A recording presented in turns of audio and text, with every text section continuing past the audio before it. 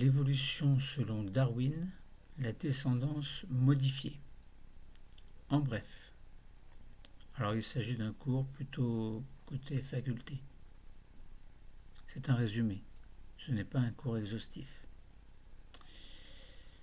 Petit 1, les premiers arguments solides en faveur de l'évolution furent publiés en 1859 par Charles Darwin sous le titre « L'origine des espèces ».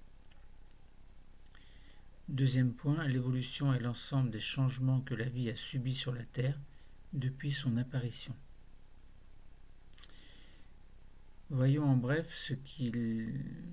avant Darwin. Petit 1, Platon et Aristote niaient l'évolution. Aristote, en particulier, croyait que les espèces étaient fixes et qu'elles occupaient chacune un échelon dans une échelle allant des formes les plus simples aux formes les plus complexes. Deuxième point, le parti pris contre l'évolution était alimenté par les partisans de la théologie naturelle, qui prenaient au pied de la lettre le récit biblique de la création.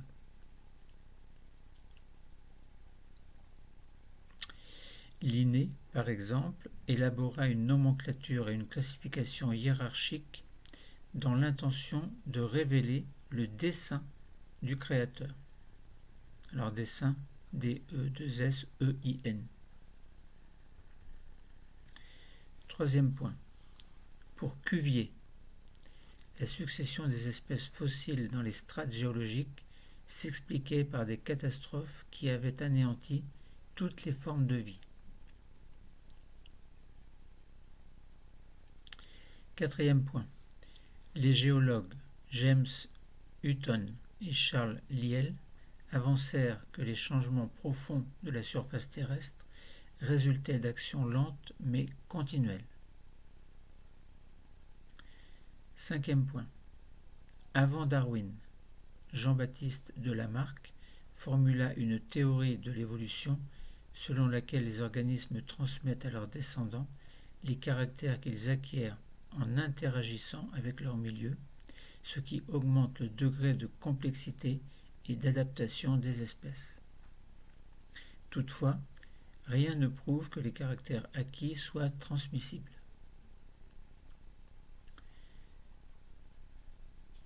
En bref, voyons maintenant l'origine du darwinisme. Premier point. Il semble que les idées de Darwin commencèrent à se transformer au cours du voyage qu'il effectua sur le Beagle en qualité de naturaliste.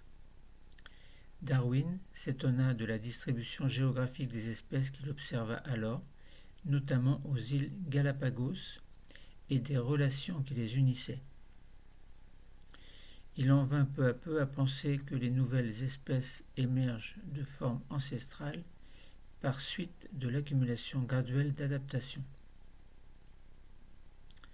Deuxième point.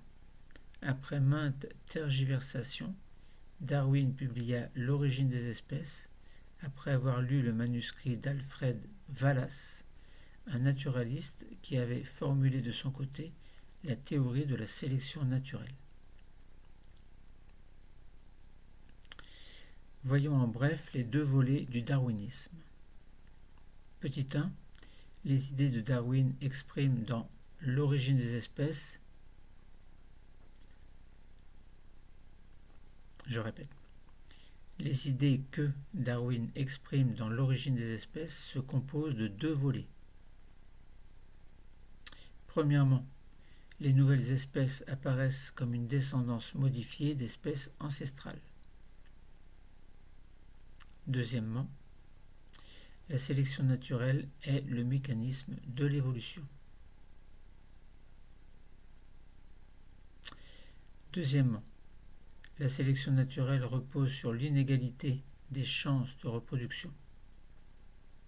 Cette inégalité résulte des variations qui existent entre les individus de toute population et de la tendance à produire plus de descendants que le milieu ne peut en faire subsister. Les individus les mieux adaptés au milieu local laissent plus de descendants que les individus mal adaptés. Par conséquent, ils transmettent leur caractère favorable. En bref, quels sont les signes de l'évolution? Premier point. La biogéographie fut le premier indice qui suggéra à Darwin le concept d'ascendance commune. Darwin remarqua en effet que les espèces insulaires s'apparentaient plus étroitement aux espèces continentales qu'aux espèces vivant sur des îles éloignées mais écologiquement semblables. Deuxième point. Les données fournies par la paléontologie sont compatibles avec les autres catégories de preuves à l'appui de l'évolution. Troisième point.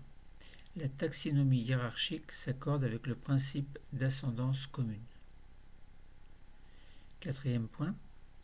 Les structures homologues attestent un processus de remodelage évolutif. Cinquième point. L'étude du développement embryonnaire révèle des homologies indiscernables chez les individus adultes. Sixième point. L'ADN et les protéines des espèces étroitement apparentées présentent des similitudes incontestables. En bref, est-ce que c'est seulement une théorie? Est-ce que l'évolution est seulement une théorie? Premier point, l'évolution est attestée par des faits historiques.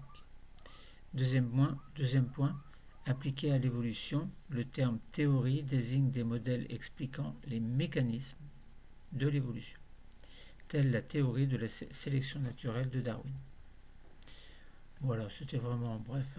Le cours est terminé. Merci.